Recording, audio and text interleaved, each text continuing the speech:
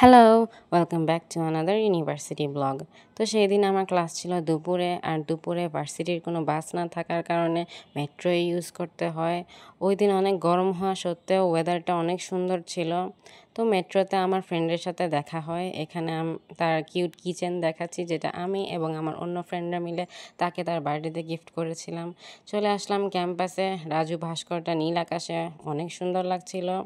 যেহেতু ক্লাস দুপুরে, তাই বাসা থেকে কিছু খেয়ে আসি নেই।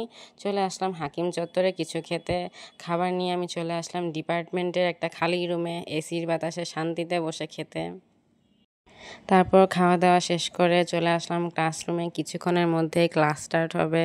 ভার্সিটিতে একটা ক্লাসের জন্য আসতে মোটেও ভালো লাগে না। তো আমি ক্লাসে মনোযোগ দিয়ে সব কিছু করতে রাজি। টাইম পাস করার জন্য আঁকাআঁকি করলাম ক্লাসের মধ্যে। এই তো ক্লাস শেষ, এখন চলে যাচ্ছি বাসায়। That's it for today's blogs. Thank you so much for watching. See you on the next one.